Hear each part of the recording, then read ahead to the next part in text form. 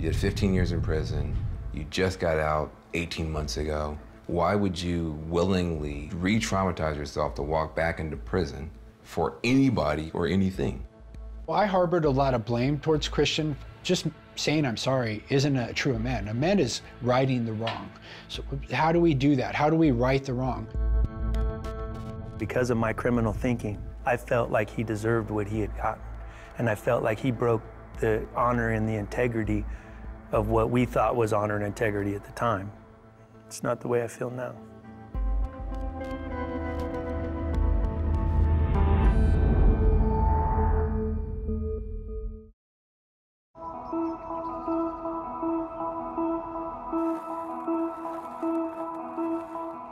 What are you guys' plans for the rest of the semester? I'm super busy every day. I'm applying for a fellowship next year. Okay. I came up with an idea that I'd get my associate's degree while I was locked up and transfer to Sacramento State when I got out, and that's what I did. And I have independent study coming up. Okay, who are you doing the independent study with? Professor Barajas. Okay. Now I work part-time at school too as a public outreach assistant for Project Rebound. And Project Rebound is a support service for formerly incarcerated students. I liken it to being like coming out of the shadows. Removing that mark to actually open doors for employment is huge. When I first got sentenced and started my time, I was pretty mad at the world. I got sober in 2006. I got a sponsor and went through this process where we look at our past, we look at our motivations, our value systems. I actually had a greater sense of freedom than I did in the weeks prior to my incarceration when I had to put a needle in my arm just to get out of bed.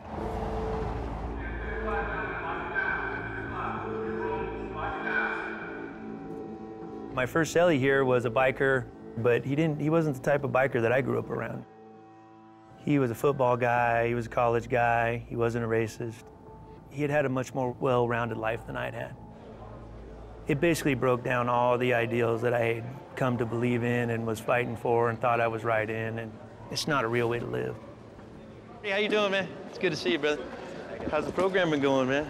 Good. Just working with me. Do you know what kind of service he's going to be doing? Oh, for sure, military vets. PTSD type stuff, or is it? Almost always. What's up, buddy? What you doing? Good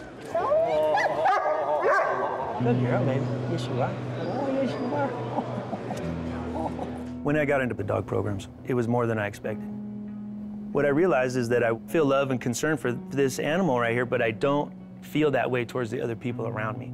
And that's a problem. You know, it made me address it, you know. So for me, that was my aha moment. You know, and a lot of the programs that come into prisons from the outside aren't catered to really heal somebody, not to really focused in on rehabilitation. I started a restorative justice amends project. It's called Bare Bones, where you confront your deepest shames in a group setting. You address the moment where you had that epiphany that the life that you were living was not working for you anymore or anyone else. Just being able to see what a civil environment in prison looks like is a huge reward. Dang on Branscombe. What's up, brother? Fortunately, unlike other prisons where you spend 90% of your time in your cell, here I have the opportunity to work in an art room where we teach other people how to paint. So when you were doing it, what did you intend it to be when you did it? Well, you know, the original idea came from the relationship with my wife. Now, you painted this after you guys broke up. Mm-hmm. It's a community to me. We are allowed to be human beings in this space. So, it's good to see you, man. You too. How are you feeling about this? I think I'm prepared for it, but I've woken up in the middle of the night thinking about it. That's for sure. It's occupied space in my head. Yeah, right? This is going to be a very emotional experience. Yeah.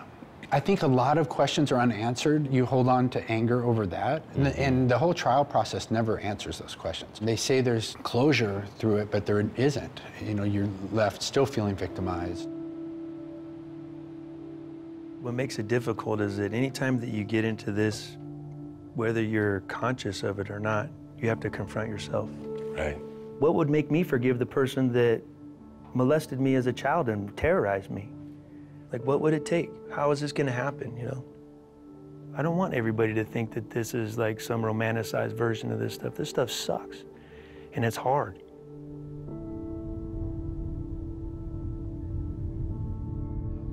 For it's by self-forgetting that one finds, it's by forgiving that one is forgiven, it's by dying that one awakens to eternal life.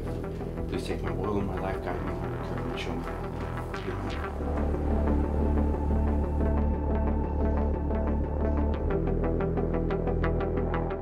I know that he still has anger in him, which means that he still has shame and fear somewhere in there relating to this and relating to me. If he comes into this with a false narrative, there's no justification for what they did.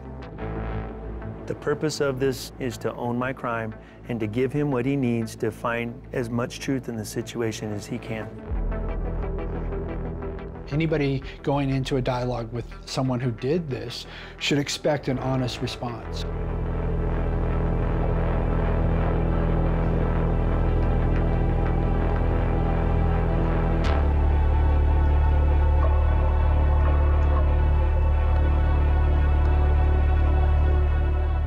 The only thing that I won't do is agree to something I don't believe.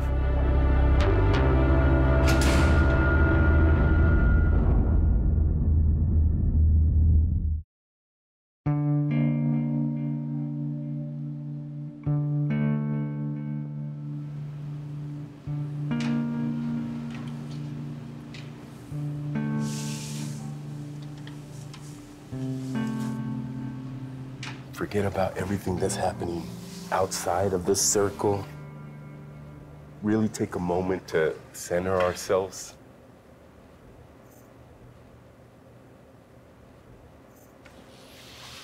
Okay. So, Gunnar asked that we open up by him getting to know a little bit about the routine here. So, Gunnar just wanted to know how you were doing. What your routine's like. I mean, I spent a decade and a half locked up, so I know a little bit about the daily routine. I would say routine is my life, you know, like I get up around 4 o'clock every day, I kind of meditate. Sometimes I write letters, sometimes I journal. From there, around 6:30, they open the door, I get out, take care of the dog, feed him, go to chow, you know, do the hustle and bustle. You've facilitated a program that helps with inmate accountability, and how long have you been doing that for? That's been about 1.5 years of real heavy lifting, man. Okay. Like that's not it's not a casual course. I designed it, I created it. Gunnar, can I ask you to share how the crime impacted your life?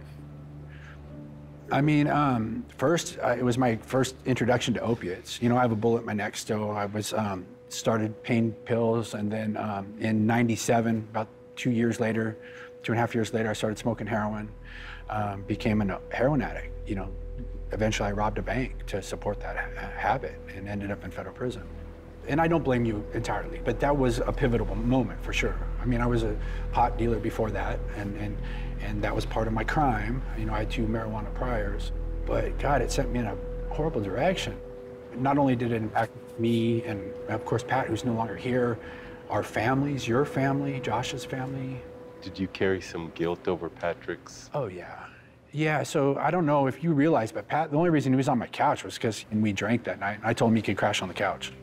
And he ended up getting killed because I was, you know, selling pot, and you guys decided to target me, man. This guy would be alive today if I didn't offer the couch, or maybe if I wasn't selling pot, or, you know. There's nothing that justifies me coming into your space and doing that. And nothing you could have done would have prevented that.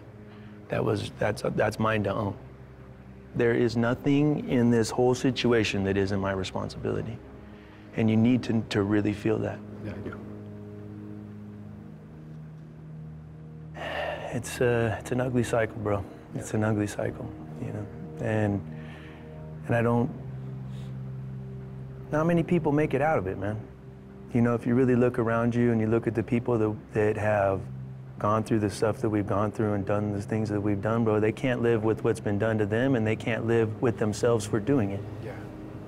And that was another question, like, Josh was a really good friend of mine for a long time, and I knew you and considered you a friend. Otherwise, I wouldn't have invited you in my home that night. I mean, I get it, you guys were on drugs, but I still didn't know why. It's not the drugs, bro. Yeah. It's not, like, I hate it when the drugs come up. That was me that did that. That was me who made that action.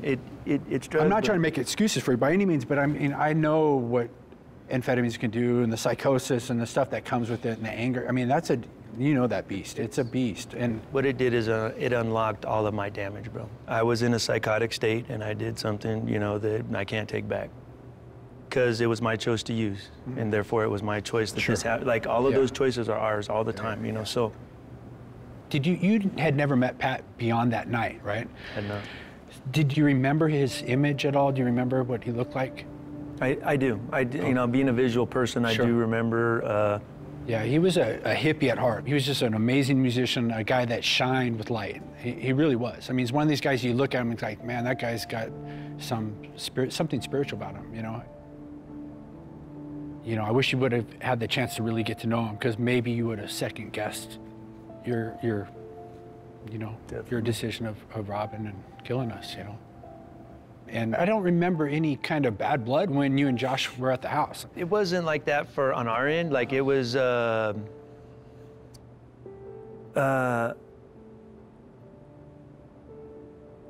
we go into this space, brother, you know, this is the heavy lift.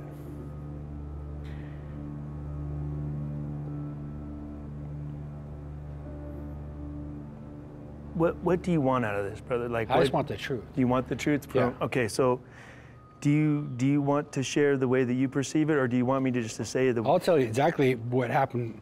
I woke up and you were at the foot of my bed. I sat up and you pulled out a pistol and shot me twice.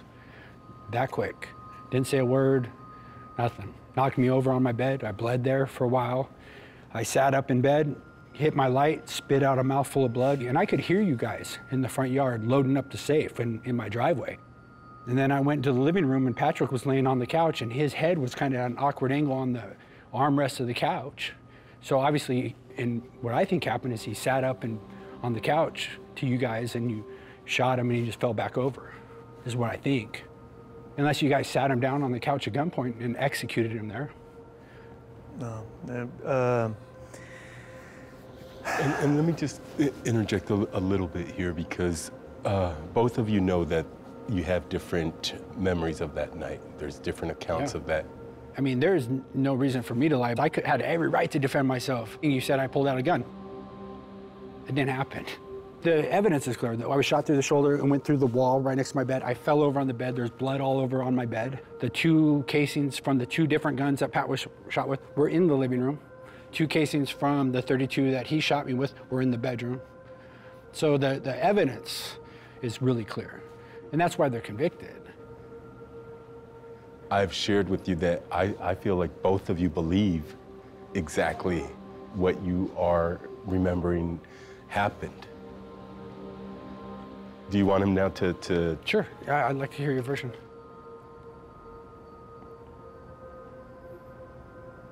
This is what I did.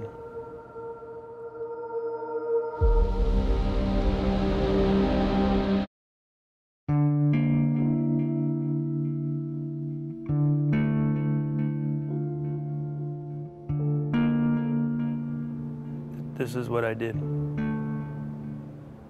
We had a plan. Our intention was to take both of your lives and then take your stuff. How did you get in the house? Patrick let us in the house that night. Really? We knocked on the door and Patrick let us in. Okay. He went back to the couch and he laid back down. I went into your room and you had woken up, you had the gun in your hand and you looked at me and you realized it was me, and because I'm your friend, you put it back down.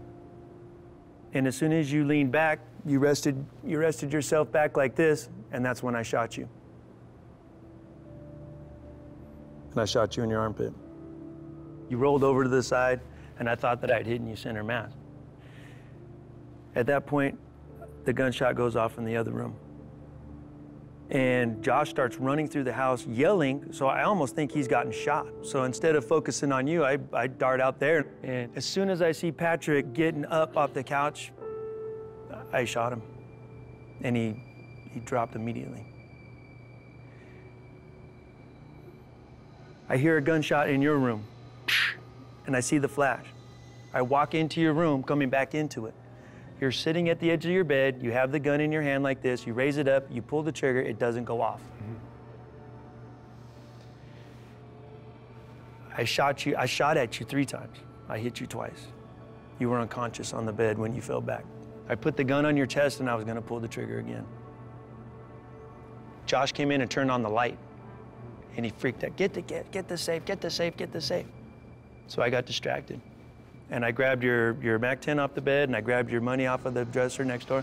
I ran out to the car, I came back in and I started picking up the safe and then left out of the house with the safe. That is exactly what happened that night, Gunnar. Wow. Yeah, I have no memory other than sitting up and getting shot. That moment lingers in my mind, brother. Sure. The sound of it, everything, brother. You know, like, it lingers in my spirit. Right. So, there's no saving face in this, brother. You know, like, you know, it is what it is, and it's some ugly shit. And I feel awful about Patrick's life. I feel awful that I hurt you in that moment. Yeah. It's just a betrayal, and it's an awful thing to do to somebody, brother. And I genuinely am sorry that that's the truth. That's what happened that night, brother. I just remember sitting up and seeing you there, and then wham! I didn't even know. I mean, if that's what happened, it's completely gone from my memory. But you know, I was shot it was like getting hit by a boxer in the sweet spot. It knocked me out. You were unconscious. Yeah, it knocked me completely out. You were completely unconscious, and you weren't expecting the first round. Yeah. In that moment, brother, you couldn't have been any more courageous than to sit up in that situation and just defend your friend's life and to defend your life. Yeah, I have no memory of it. You did. Absolutely, I know. You did, brother. You had heart in that situation, brother, and I want you to know that. I want you to know that you stood up for Patrick. You weren't there for that moment, brother. And as soon as I really got to slowing down and thinking, like, oh, when I really understood that you believed what you were saying, you know, I was like, man, all these years I thought that account was given to help the DA convict me or something. Like, I was like, you know, like, I just really didn't understand that you believed that. You know? So I'm just grateful that you understand what really happened that night, and I'm sorry that I put you in that moment. Thank you. I took Patrick's life, who was obviously an amazing person. He was. And trust me when I say it lingers in me, brother. I know it does. I know what I did to that man and his family. Yeah. He was a special person. He was. And to see what kind of person you are today, it just reminds me of the potential of his life that he could have had too. And to know that it's not here because of me. Thank you, Christian. And give yourself credit. You've done a lot of work, you know, and don't beat yourself up with the guilt. Let it go, man. Let it go. You shouldn't be defined by that act as a 19-year-old kid, you know, on drugs. My hope is, you know, that the feeling, that guilt that you carry, it gets easier. I know you'll carry it. I still do a lot of the stuff that I've made amends for and actually received forgiveness like we are now. I still carry a little bit of that guilt. I'm not sure if I ever want it to go away, brother. You know, I feel like Patrick deserves that. I feel like